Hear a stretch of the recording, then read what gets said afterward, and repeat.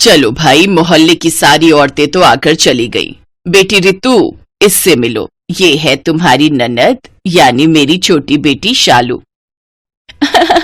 कैसी हो भाभी? मैं ठीक हूँ दीदी, आप बताओ। बड़ी इच्छा थी आपसे मिलने की। रितु की बात सुनते ही उसकी सास उपमा और उसकी ननद शालू जोर जोर से हंसने लगी। उन दोनों को इस तरह से हंसता देख बेचारी रितु को कुछ समझ नहीं आया, तो उसने झिझकते हुए पूछा, क्या हुआ? मैंने कुछ गलत कहा दीदी? अरे नहीं भाभी, वो तो बस ऐसे ही। वो आपने कहा ना कि बड़ी इच्छा थी आपकी मुझसे मिलने की, तो बस इसलिए। दीदी माफ करना, पर मैं अभी भी कुछ नहीं समझी। अरे बहू रानी, तुम चिंता मत करो, अपनी ननद से मिलने की तुम्हारी इच्छा तो हर रोज पूरी हुआ करेगी। अच्छा माँ जी, पर वो कैसे? वो ऐसे कि शालू का ससुराल बस 3 घर छोड़कर ही है। 3 साल हुए इसकी शादी को, तब से इसका एक पैर मायके में रहता है और एक पैर ससुराल में। अब समझी क्यों हंस रही थी हम दोनों? ओह, अब समझ में आ गया। ये तो बढ़िया है। सच में दीदी बड़ी लकी हो आप, जब मन चाहे तब मायके घुमाओ। नहीं नहीं, ऐसी बात नहीं है। ये तो कई बार बिना मन के भी आ जाती है, और वो भी अकेले, नहीं तो पूरी बारात लेकर आती है।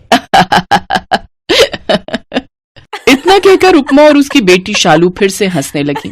हालांकि रितु को अब भी ज्यादा कुछ समझ में नहीं आया था, लेकिन शादी के बस 1 महीने बाद उसे पूरी कहानी समझ आ गई। अरे दीदी आओ ना। अरे वाह, आज तो नंदोई जी भी आए हैं। अंदर आइए ना। नमस्ते। नमस्ते जी, नमस्ते। अरे भाभी, आप तो बड़ी ही कमजोर सी हो। क्या बात है सासू माँ, कुछ खाने को नहीं दे रही क्या? ऐसी बात नहीं है, वो तो बहुत अच्छी है, मेरा बहुत ख्याल रखती हैं। हाँ हाँ, समझ गया समझ गया। कभी जब हमारे घर आना तो दिल खोलकर बुराई कर लेना, हम किसी को नहीं बताएंगे। बस भी करो, वो भाभी ये ना बड़े मजाकिया है। और ये क्या, मेरे चारों जेठ भी ऐसे ही हैं, एकदम मस्त मौला। आप जब हमारे घर आओगी ना तो देखना, हंस हंस के पेट दर्द हो जाएगा आपका। जरूर आऊंगी। वैसे बिल्कुल सही टाइम पर आए आप, मैं बस खाना ही लगाने जा रही थी। अरे वाह, वैसे खाने में क्या बनाया आपने? भिंडी, दाल चावल और हलवा। तो फिर अब देर मत कीजिए भाभी, जल्दी से पेट पूजा करवाई दीजिए। उस दिन शालू और केशव ने पेट भरकर खाना खाया, और इतना खाया कि बेचारी रितु के लिए कुछ बचा ही नहीं। लेकिन उसके मन में सुकून था कि उसने अपनी ननद और नंदोई की अच्छी आवभगत की। वो दिल से खुश थी कि तभी दरवाजे की घंटी फिर से बजी। अरे दीदी, क्या हुआ, कुछ भूल गई क्या? नहीं नहीं, मैं कुछ नहीं भूली। इनसे मिलो, ये है मेरे सबसे बड़े जेठ ईश्वर जी। पता है, हम लोग यहाँ से निकले ही थे कि भाई साहब बाहर ही मिल गए। फिर मैंने जब इन्हें बताया कि मैं आपके हाथ का हलवा खाकर आ रही हूँ, तो हलवे की तारीफ सुनकर ये भी चले आए। अब थोड़ा हलवा बचा है क्या भाभी? नहीं, बचा तो नहीं है, लेकिन कोई बात नहीं दीदी, हलवा दोबारा बन जाएगा। आप लोग अंदर तो आइए। रितु बेचारी अभी 2 मिनट पहले ही अपनी ननद और नंदोई की सेवा करके बहुत खुश थी, पर अब वो मन ही मन अपनी किस्मत को कोसने लगी। थकी हारी रितु ने जैसे तैसे फिर से हलवा बनाया और फिर। अरे वाह रितु, क्या हलवा बनाया तुमने? शालू ठीक ही कह रही थी। एक काम करते हैं, शाम को सब लोग एक साथ आते हैं रितु के हाथ का हलवा खाने। संजय, रितेश, पंकज और केशव तो आएगा ही, भाई उसकी ससुराल है, क्यों है ना? हाँ, क्यों नहीं, आइए ना सब लोग। शालू और ईश्वर वहां से खुशी खुशी चले गए, और उनके जाते ही रितु ने अपना माथा पीट लिया। अब उसे सारी बात समझ में आ गई थी कि उसकी जिंदगी अब नरक होने वाली है, क्योंकि हर 3-4 दिन बाद शालू अपने ससुराल से पूरी बारात लेकर आती और रितु का बैंड बजाती। वो बेचारी हर वक्त बस रसोई में ही लगी रहती। फिर एक दिन, माँ जी, ये शालू दीदी का ससुराल बहुत बड़ा है ना? हाँ, 5 भाई हैं, पर बिल्कुल मुट्ठी जैसे, एक दूसरे पर जान छिड़कते हैं और सब एक से बढ़कर एक मस्खरे हैं। एक रेत बेचता है, एक का सरिया का काम है, एक तीसरा वाला पुताई का काम करता है। कोई बड़ा कारोबार नहीं है, लेकिन फिर भी कोई कमी नहीं है। सब एक साथ बहुत खुश रहते हैं। बहुत खुश भी रहते हैं और बहुत खाते भी हैं। हैं? कुछ कहा क्या?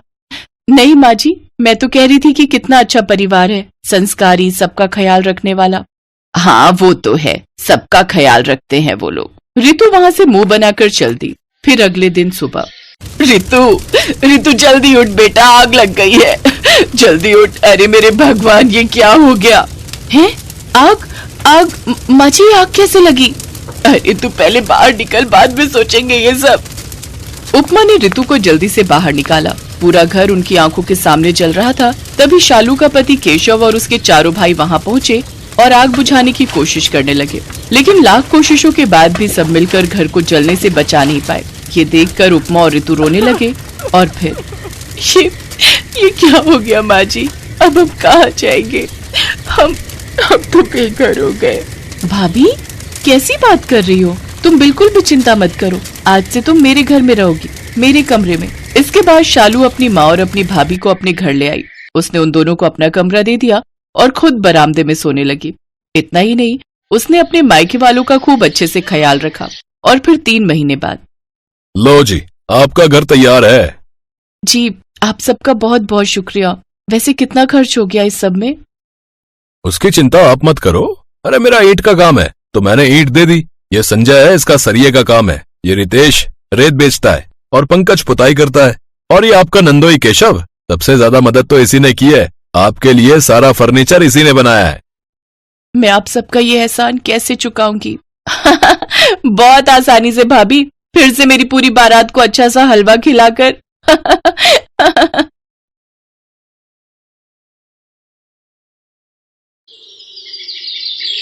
मम्मी ये कुकर तो बहुत बढ़िया है, इसमें पुलाव कितना खिला खिला बनाया है महिमा भाभी ने।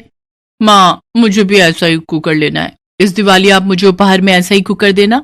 हाँ हाँ ले लेना, तो महिमा के साथ आज शाम को ही जाकर ऐसा कुकर ले आना। माँ एक काम करो, भाभी का कुकर तो 5 लीटर का है ना, आप मेरे लिए 8 लीटर वाला मंगा देना। सपना बेटा, तुम्हारे दहेज में हमने 3 लीटर, 5 लीटर और 8 लीटर के कुकर दिए तो थे, अभी तो वो नए होंगे। अरे तो क्या हो गया, और एक खरीद भी देंगे तो, हमारी इकलौती बेटी है। सपना का स्वभाव लालची था, अपने पास चीज होते हुए भी मन ना भरने वाली बात। इसीलिए वो जब देखो मायके आकर कोई ना कोई डिमांड कर ही देती थी। पर महिमा का स्वभाव बहुत ही मिलनसार था, वो बात को संभालना जानती थी। रहने दो माँ, कोई जरूरत नहीं है। पापा तो सोचते हैं मैं लालची हूँ, पर मुझे किसी चीज का कोई लालच नहीं है। मैं तो अपना घर समझकर चीजें मांग लेती हूँ, वरना मेरे ससुराल में भी कोई कमी नहीं है। सपना दीदी, मुझे मम्मी ने 2 कुकर दिए थे, 8 लीटर वाला मैंने यूज नहीं किया, वो आप ले लो। हाँ ये ठीक रहेगा। ठीक है भाभी, अगर आप इतना कह रही हो तो मैं वही कुकर ले जाती हूँ। इस तरह कई बार सपना कुछ न कुछ मांगती रहती थी। ऐसे ही एक दिन, क्या मैं नानी बनने वाली हूँ, तू सच कह रही है? हाँ माँ, कल ही डॉक्टर को दिखाया था, मैं प्रेग्नेंट हूँ। चल अच्छा, तेरी सास तो बहुत खुश होगी।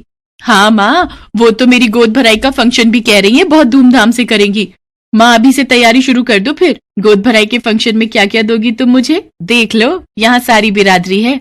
अरे तू चिंता मत कर, मैं तेरे पापा और विकास के साथ बैठकर सारी लिस्ट बना लूंगी। सपना की प्रेगनेंसी की खबर सुनकर घर में सब बहुत खुश थे, पर सपना का लालच यहाँ भी रुकने वाला नहीं था। एक दिन जब वो अपने मायके गई, क्या हुआ सपना, तू परेशान क्यों है? तू तो आज डॉक्टर के पास जा रही थी ना? जाना तो था मम्मी, पर गाड़ी में तो टाइम लगता है, और वैसे भी डॉक्टर का क्लिनिक गलियों में जाकर है, तो गाड़ी अंदर नहीं जा सकती थी। बाइक ले जाने लगे तो बाइक खराब हो गई। मुकेश की बाइक बहुत पुरानी हो गई है, और हाथ में इतने पैसे नहीं है कि मुकेश नई बाइक ले सके। और आपको पता ही है, वैसे भी अभी बच्चा होगा तो बहुत खर्चे होंगे। रिक्शे पर जाने से सासू माँ ने मना कर दिया कि गड्ढों में मुझे ठोकर लगेगी, इसीलिए आज की अपॉइंटमेंट कैंसिल कर दी। अब मैं पापा से तो कह नहीं सकती कि इनके लिए नई बाइक ले लो, पर तुम्हें तो कह सकती हूँ। तुम एक बार पापा से बात करके देखो ना, अगर वो मुकेश को एक नई बाइक खरीद कर दे दें। अरे कैसे नहीं खरीद कर देंगे, अब अपनी बेटी को परेशानी की हालत में थोड़ी देख सकते हैं। तू चिंता मत कर, मैं तेरे पापा को बोल दूंगी। सपना अपनी गोद भराई के फंक्शन को लेकर कुछ ज्यादा ही उत्साहित हो रही थी। वो बार बार कोई ना कोई डिमांड करने के लिए अपनी माँ को फोन मिला देती थी। माँ फंक्शन में तुम सब टाइम पर पहुंच जाना। पता है आज क्या हुआ? क्या हुआ, तू ठीक तो है ना? हाँ माँ मैं बिल्कुल ठीक हूँ। सुनो तो, ऐसे ही आज मैं जब सासू माँ के साथ बैठी थी, मुझे तो लगता है सासू माँ कहीं ना कहीं मुझे ही सुना रही थी कि उन्होंने ननद जी की गोद भराई फंक्शन में सोने का सेट चढ़ाया था। एक काम करो ना, विकास भैया के साथ जाकर किसी सुनार की दुकान से अच्छा सा सोने का सेट अगर मिल जाए तो। विकास आ जाए शाम को दुकान से, फिर उससे बात करती हूँ। सपना ने अपनी गोद भराई के फंक्शन में सोने का सेट, बाइक और ना जाने क्या क्या डिमांड रख दी थी। बेटी थी तो मना करते भी नहीं बनता था। पर एक सुबह जब विकास सोकर उठा, जी शर्मा अंकल नमस्ते। क्या हुआ विकास बेटा, तुम परेशान क्यों हो गए? पापा शर्मा अंकल का फोन आया है, हमारी दुकान का शटर खुला हुआ है, हमारी दुकान में चोरी हुई है। सब लोग दुकान पर पहुंचते हैं। गले में से रुपए गायब है पापा। बाकी किसी भी सामान को हाथ नहीं लगाया गया है। ये काम जरूर किसी दुकान के नौकर का ही है, जो इस बारे में जानता था कि गल्ले में रुपए रखे हुए हैं। दुकान पर आज सारे नौकर आए हैं, पर चंदू गायब है। कल रात को ही उसने फोन किया था कि वो अपने गांव जा रहा है। इसका मतलब उसने रात को चोरी की और सुबह यहां से भाग गया। पापा, अगर आप कहो तो पुलिस को एक बार खबर कर देते हैं। नहीं बेटा, पुलिस को खबर मत कर, इस बात को यहीं दबा दे। वैसे भी सपना की डिलीवरी का पूरा टाइम चल रहा है, उनके घर में फंक्शन है, और अगर हमारे घर में इस तरह से चोरी के बारे में उन्हें पता चलेगा तो उनके रंग में भंग डल जाएगा। अच्छा नहीं लगता। अब जो नुकसान होना था हो गया, आगे से ध्यान रखना। अब क्या करेंगे? तुमने जो बाइक और बाकी सामान बोला था, हमने सोचा था उन्हीं रुपयों से सब कुछ हो जाना था, पर अब हाथ पैर कहाँ मारे, किसके आगे जाकर रोएं? तुम सपना को कुछ बताने के लिए भी मना कर रही हो। पापा, घर चलते हैं, फिर बात करते हैं। सब लोग घर पहुंचते हैं। महिमा सारी परेशानी देख रही थी। वो अपने सास ससुर के पास गई और एक बॉक्स उनके हाथ में देने लगी। महिमा बेटी, ये क्या है? पापा जी, ये मेरी शादी के जेवर हैं। अभी आप इन्हें बेचकर सपना दीदी की गोद भराई के लिए सामान ला सकते हो, और वैसे भी मैं इतने भारी जेवर नहीं पहनती हूँ। अगर कुछ चाहिए होगा मुझे तो मैं बाद में ले लूंगी। अभी हमें ननद जी की गोद भराई फंक्शन के लिए जरूरत है, प्लीज आप मना मत कीजिएगा। महिमा की बात सुनकर उसके सास ससुर की आंखों में आंसू आ जाते हैं, पर उन्हें पता नहीं था कि दरवाजे पर उनका दामाद यानी सपना का पति ये सब बातें सुन चुका है। वो वहीं से वापस लौट जाता है और जाकर सपना को सारी बात बताता है। माँ, पापा, भैया, भाभी मेरे लिए इतना सोचते हैं, और मैंने तो कभी इस बारे में सोचा ही नहीं कि उन्हें मेरे कारण कितनी परेशानी होती होगी। आज उनकी दुकान में चोरी हो गई, फिर भी मेरे बारे में ही सोच रहे हैं।